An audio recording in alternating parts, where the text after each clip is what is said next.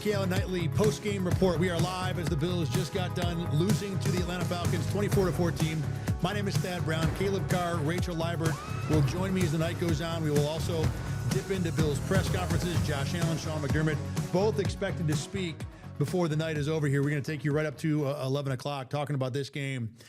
Look, 24-14 the final. The Bills on the short end. And I think we start with the obvious thing that Sean McDermott is going to have mountains of work to do during this bye week. There was very little of this game that we're going to talk about with the Bills and say that that was good enough or that was up to the Bills' standard. Both sides of the ball, and it goes all the way up to the MVP. Josh Allen is not going to be left out of this discussion.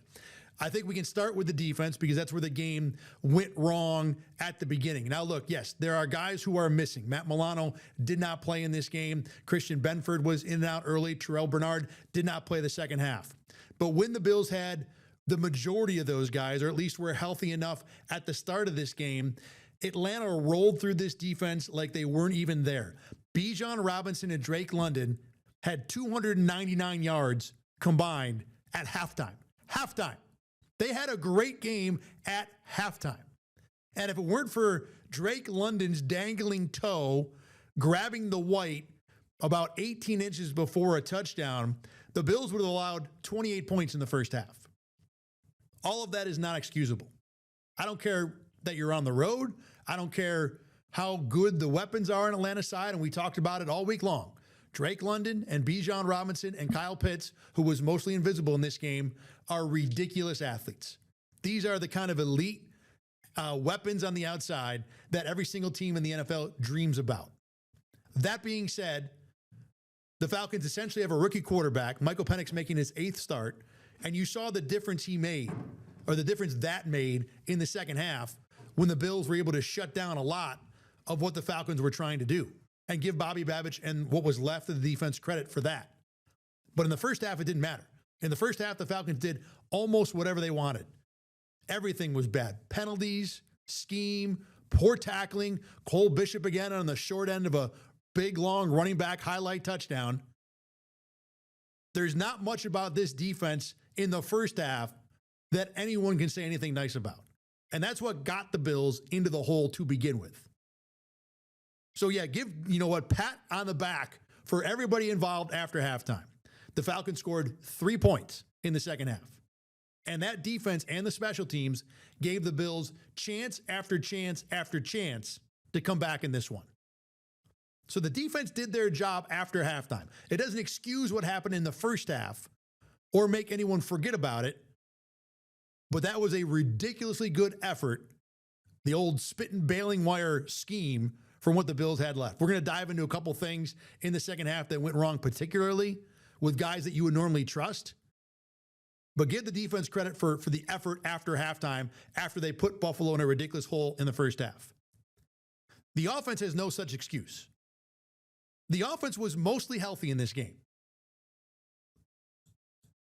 I think they lost Josh Palmer early in the game, didn't have Dalton Kincaid. Those things matter. All right, I'm going to bring Caleb Carr in here because I want to make sure he's calling me in terms of who was healthy and who was not. I want to make sure I don't forget anything here, okay? This is still going to be my rant, just so you know. I got a little more time. I got a little more time on the floor here. The mostly healthy offense scored 14 points in this game.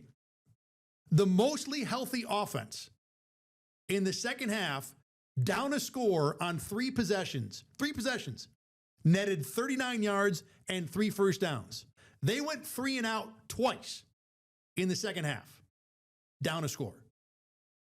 You want to talk about Sean McDermott and coaching and defense, and look, Sean McDermott's going to take a large number of the harpoons for this game for what this team did as a whole, and as a head coach should.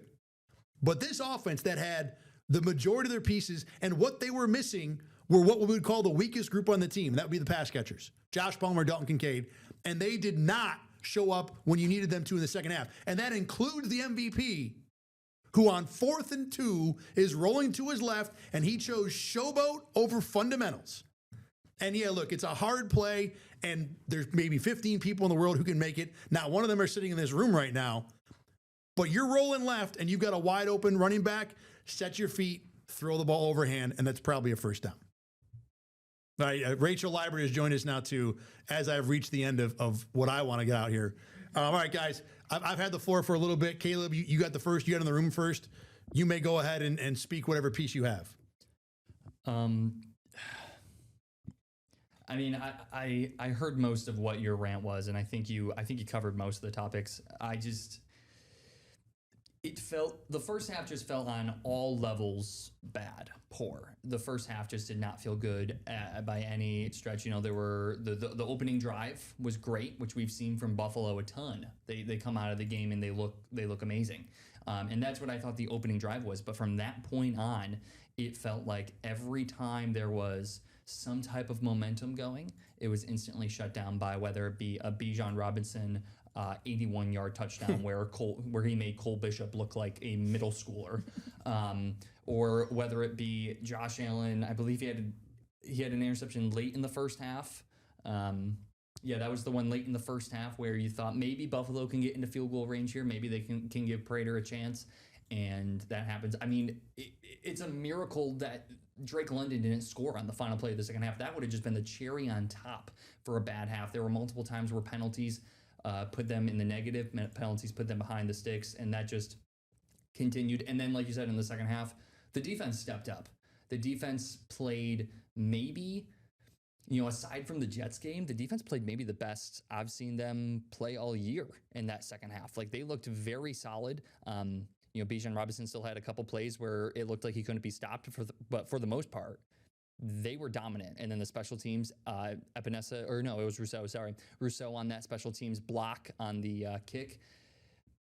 The offense just couldn't do anything. I'm still bewildered. There we go. Bewildered by the play that you had just mentioned at the end of Josh Allen trying to shovel pass it to Ty Johnson. I mean, we went back and we watched that like 3 separate times. I get that you're rolling to your left and you're throwing with your right arm, and that's not an easy play, and you got a guy chasing you down. But if you can shovel it, you can throw it real quick. You don't even have to plant your feet. You're Josh Allen. You can make an accurate pass on the run rolling to your left. You have done it before for like a 58-yard completion. You can do it for a 5. Or I think it was a little further than 5. I think it might have been 10 or 12, but still.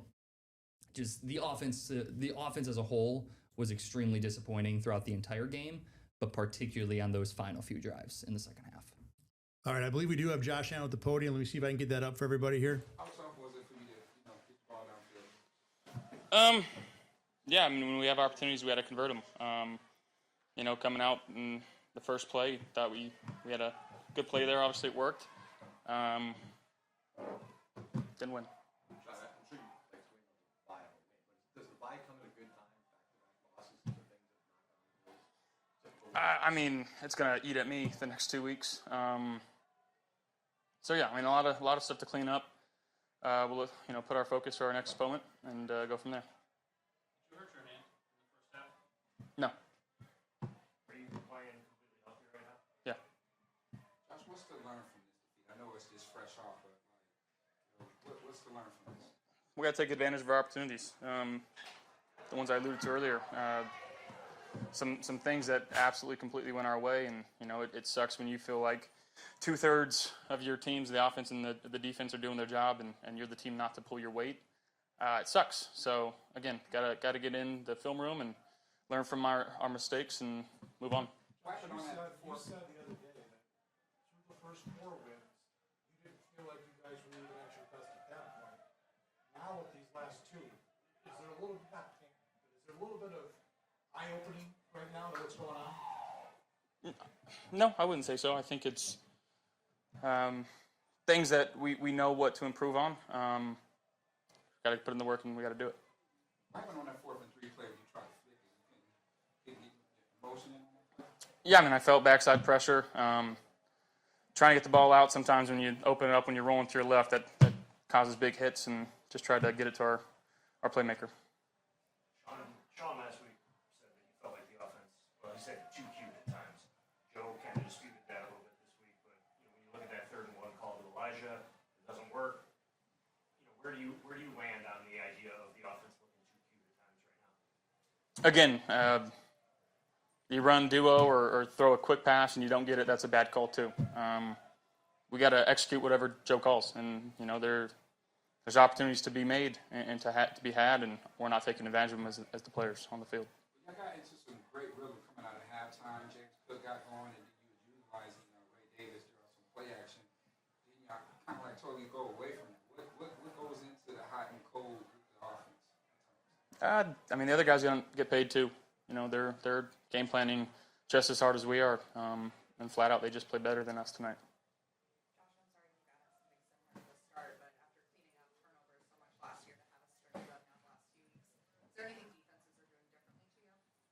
No, I mean, the one before half, again, ball gets deflected out of my hand. The one at the end there, you're in dire situations, ball gets deflected. So, honestly, if I could take them back, I'd take them back. But, yeah, I gotta be better. Josh, you've been sacked, I think, 11 times this year. I think it was only 14 all of last year. You're almost at that total. What's happening that is allowing the pressure to get to you? I gotta be better. Protections, IDs, movement in the pocket, just gotta be better. There's also a source of reasoning that the receivers are not getting open. I mean, you're forced to look, and you're getting the pressure. Is that part of the problem? I mean, you can beat man to man with a perfectly thrown ball and a well thrown ball, and we got to take advantage of those opportunities. Josh, obviously frustration the last 2 weeks, but is there anything you can take from an optimistic standpoint to maybe see it turn around soon? I think we were 3-2 last year, sitting at 4-2 going into a bye week. At any point you can have a winning season. Almost halfway through the year. I know we're not quite halfway, but I think you'll take those odds. Hey, guys.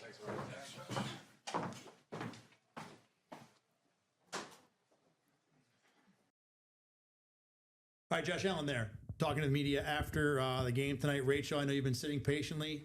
Give us a few minutes of what's on your mind before you got to head in and anchor the 11 o'clock show.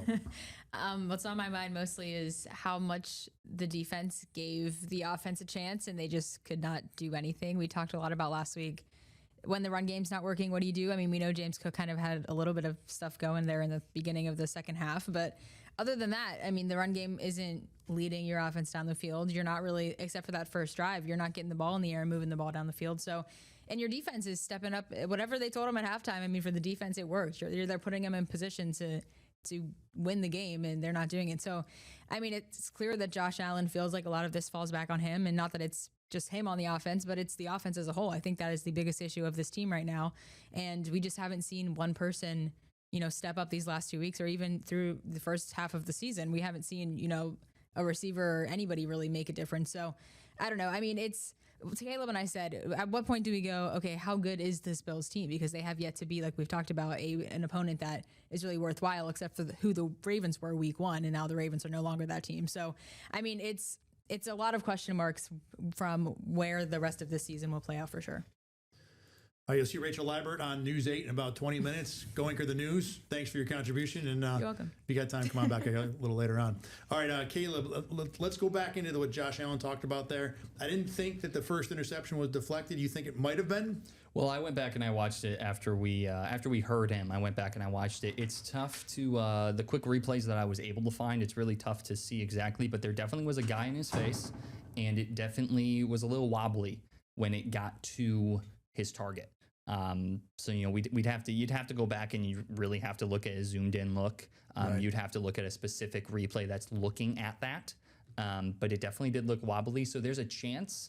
But even so, you look at what the situation was like with the receiver and the cornerback when the ball got to him.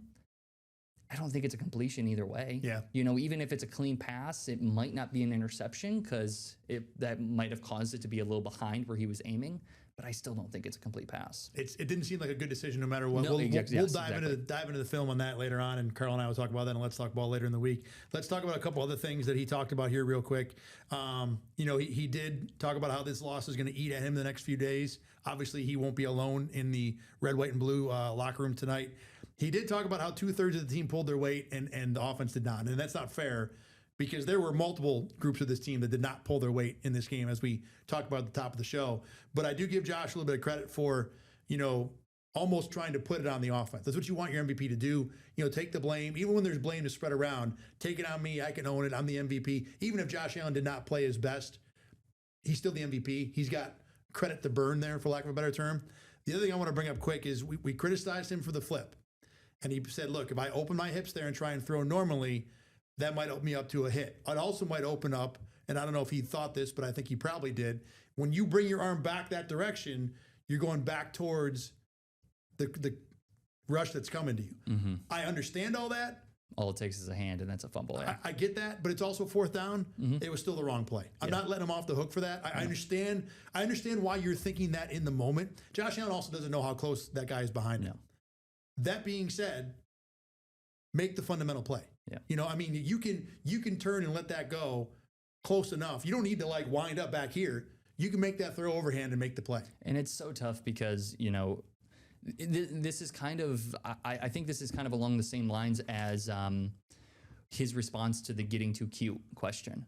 He said if you have a quick slant there and it's incomplete, you call it a bad play. That's just the reality of it. So if you try to do an end around and you fumble it and it doesn't work, then it's a bad play. It doesn't matter if it's, if it does work, then it's a great play. And so I think this is kind of along those similar lines where we've seen him make those type of plays before, those flips, those crazy, we've seen him make so many of these crazy plays where we almost have to give him a little bit of leeway of okay, we need to know that sometimes it's not going to work. Now, still make the fundamental play, but we can, you can say that no matter. You look at any play that Josh Allen's had that's been out of structure, that's been not fundamental, where he's done it because he's Josh Allen.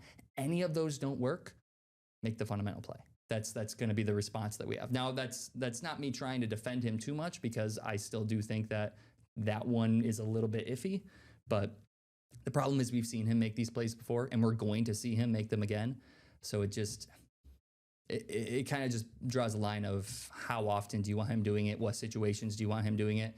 And no offense to you or me, Thad, I don't think we're the people that can be making that call. Well, we can talk about it. It's our job to talk about that right now. Yes, look, I know what you're saying, that he's made a lot of those plays, ergo he deserves some latitude. I get that. Just a little bit. It didn't work tonight. It got them beat tonight. Exactly. Let's be plain about this. It got them beat tonight. Yes. And look, that's the main thing that I think you put on Josh Allen. He takes some blame for the offense as a whole. We'll see again, watching through film, rewatching this game, how much of the other stuff belong on 17. But whether he has made that play or not before, there's another way to make that play, and he made it wrong and got him beat. Yes. As for the we could run a slant or a duo run, and if it doesn't work, it's a bad call. That would be bad defense. This was a bad call. Yeah. Running the end around there was a bad call. If you run a slant and they cover it, or they bring a blitz and they beat you, that's football. Tip your cap and move on.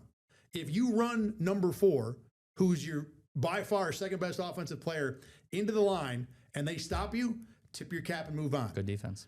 If you run an end around to a guy who doesn't even get a jersey every game and you blow that, that's a bad call and that's on you. I think my biggest gripe with that one as well is it's extremely similar to the play that they ran last week. With I believe Dawson it was. Knox, yeah. Was it Dawson Knox? Where Dawson Knox fumbled it. And I believe that one wasn't recovered by Buffalo. Correct. New England got that one. So the fact that literally just happened last week, and I love Joe Brady. I think Joe Brady's a great offensive coordinator. I think he's truly brought out the best in Josh Allen and this offense. But that's one of those plays where I'm like, why are you running that again? Maybe give it a couple weeks. Let's practice it a couple more times in the bye week. Let's pull it out maybe a little bit further down the line when we're a little more confident in it. Or let's pull it out when we're handing it off to a guy that we're a little bit more confident in than a Dawson Knox, or like you said, a guy that doesn't even get a jersey every week. Joe Brady, his best attribute has been not thinking too far out of the box, knowing when you have an advantage and just pressing it. You're running the same play over and over works for Joe Brady. Getting out of the box, that's been his weakness. And it's gotten the Bills burned now twice in a row, and that one was the worst of all. Beyond that, in terms of the offense, in the first half, James Cook had 30 yards. On the first drive of the second half, James Cook had 36 yards. So he outdid that on one drive, and shockingly, the Bills scored a touchdown on that. I thought this would be a game. Right, exactly. I thought this would be a game where the Bills would need to run the ball. I want to see what James Cook finished with. 87. 87. So he had some plays later. That one drive where the Bills moved the ball about 40 yards and then got stuck on the flip. That was a lot of James Cook too. When they ran the ball, the offense could move. And I've been talking about this week after week after week. I was going to say, I feel like I'm getting deja vu from the conversation last week with the Patriots. I don't know why they didn't run it more in the first half. And I don't know why they didn't stay. You were down a score the whole second half. You know, all the different possessions you want to talk about, things that happened. We've got the bad call with Brady on the 3rd and 1, the 4th down flip. The one that really galls me the most, 6:26 to go. I'm sorry, this is the wrong half. ESPN reverses the play-by-play once the game is over. Every it's single so time. stupid. Yeah. 8:30 to go, second half. You're down 7. You do not need to rush or hurry anything there. No. And the Bills go sack for 0, pass for 0, incomplete. You did not give your best weapon the ball once in that spot. And then by the next time you got the ball, you're down 10 and the game was over. So as much as the end around was terrible, I was more mad with that possession because that was 3 bad calls, more or less. Yeah, we've talked a lot about look at the games where James Cook doesn't, and I don't want to say this was a bad James Cook game, or I don't really think the defense shut James Cook down, but for some reason, like you've been saying, he just wasn't utilized as much. And you look at the games where he hasn't been utilized, and it's a win against Baltimore, or where he hasn't been productive. It's a win against Baltimore, which should have been a loss, and then it's a loss against the Patriots. And now it's a loss against the Falcons, where, you know, he still put up, what was it, 87? Is that what we said? He still put up 87. Still a decent game. Yeah, 17 for 87 for most running backs is a solid game. Yes. So okay, I felt like we ran the ball okay. They averaged 5.1 a carry with Cook. If you throw in the Josh Allen scrambles, it was over 5.5 a carry. 134 rushing as a team.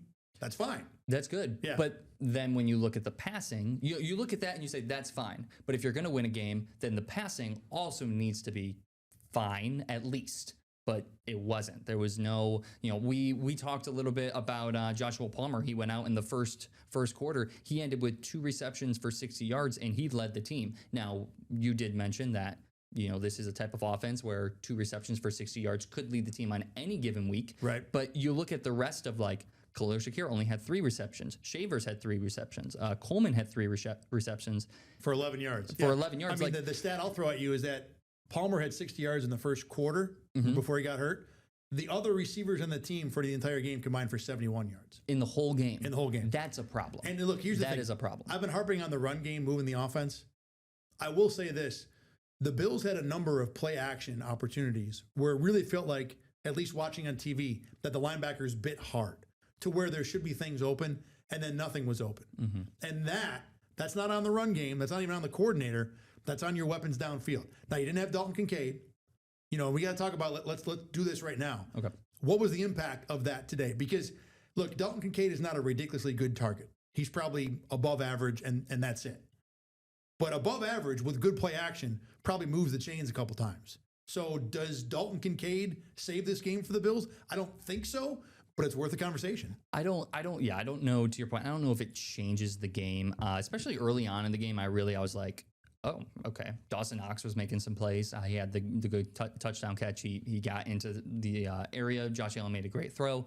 And so at the beginning, I was like, okay, maybe Dalton Kincaid isn't going to be. But there were times, like you said, where that one drive where it was I believe it was a sack and then incompletion. That was the one you were just talking about.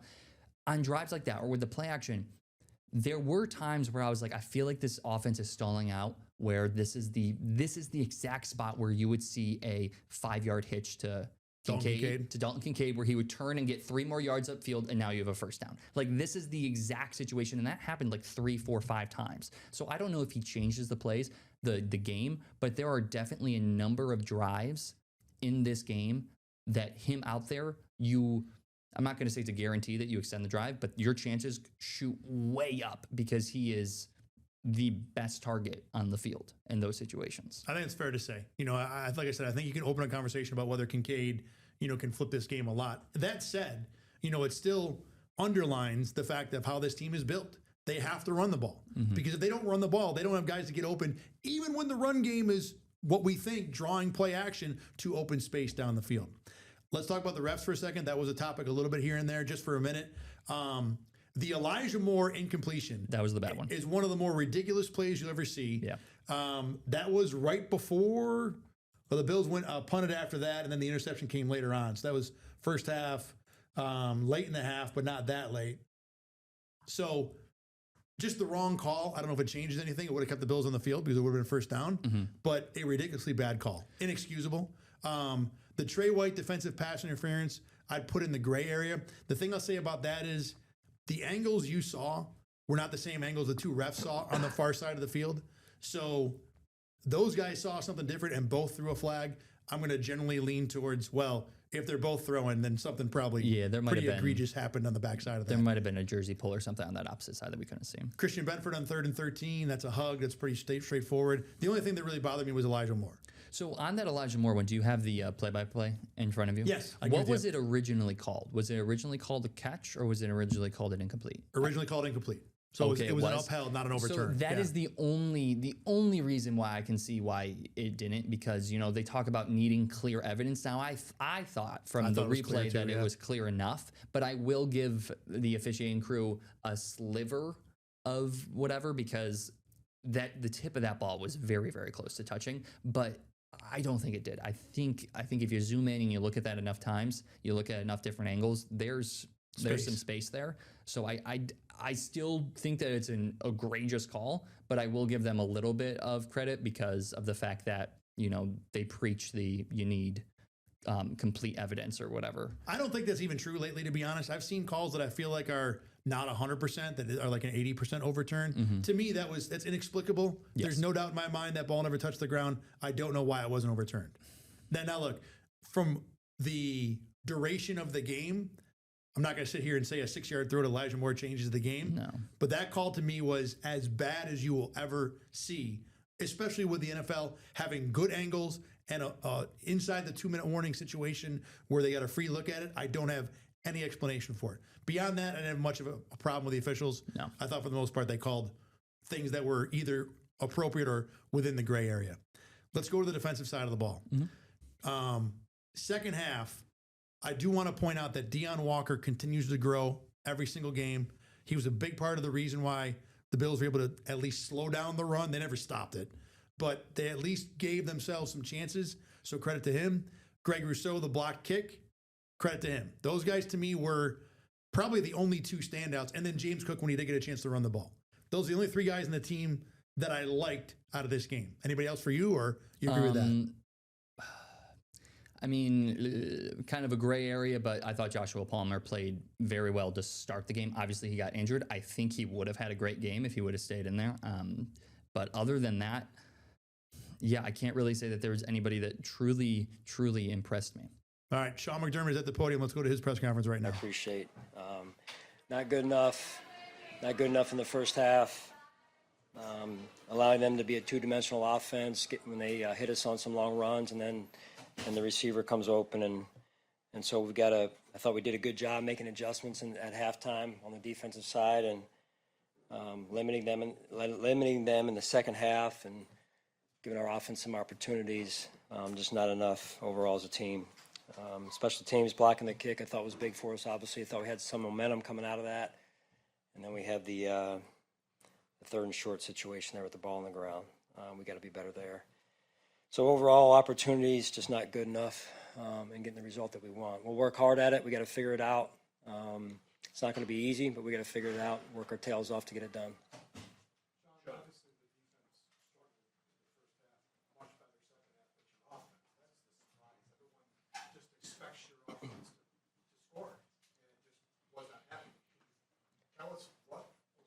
Well, I thought, in the first half, you look back at it, I think James had 7 carries roughly. So getting him into a rhythm, staying in a two-dimensional offense against a good pass rushing defense, we knew that was going to be important. We were off schedule quite a bit, and that can't happen against a defense like that. Second half, I thought we found a rhythm in that first drive in particular, and but then after that, again, we were shooting ourselves in the foot there.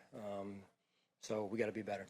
To that point, I think 3 possessions, you get the ball with a chance to tie the game, and you 2 of those went 3 and out. You didn't move the ball hardly at all. Yeah. I mean, how surprising was it even for you? Because we're used to seeing this offense going down the field, but it just wasn't happening. No, it wasn't, and we got to figure it out. We got to dive deep into what we're doing, how we're doing it. making sure we got the right people in the right positions, and then the execution at the end of the day. So, but we got to start from ground zero and work our way back up. When the defense puts you, I mean, to Sal's point, they played better in the second half, but you give up 335 yards in the first half, you're almost putting them in a position where they got to play a perfect game in the second half. How do you avoid those slow starts defensively in the first half in particular? It comes down to run defense, run fundamentals. They had some long runs. We had 8-man front called, defensive, fronts, defensive schemes called to stop the run. And when they pop a run, when somebody's out of their gap, we got to be able to make a tackle and put a defensive net on it, a secondary net. We call it a DB net. And then secondly, we shouldn't be out of our gaps to begin with. And we got to play better run defense, because that opens up then the pass. When you commit to the run, here comes the pass, right? So just overall a better start, and but it's never one position. And I thought the guys did a better job in the second half. I think they had 335 in the first half, to your point, 443 total, so about 110 yards total in the second half. And we knew it was their run and 5 at halftime, and thought we did a better job handling 5 in the second half. So we made some good adjustments, but at the end of the day, not enough.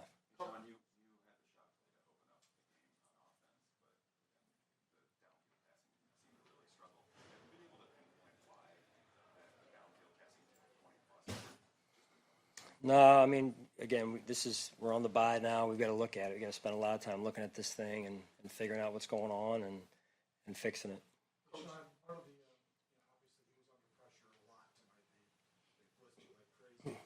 But it just seems like part of the problem, too, is there's just not guys getting open for him.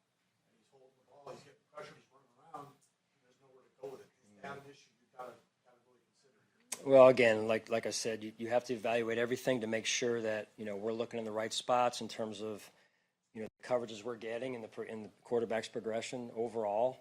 I could feel what you were saying in terms of it was too hard tonight on our quarterback, and it doesn't need to be that hard all the time where he's having to run out of the pocket.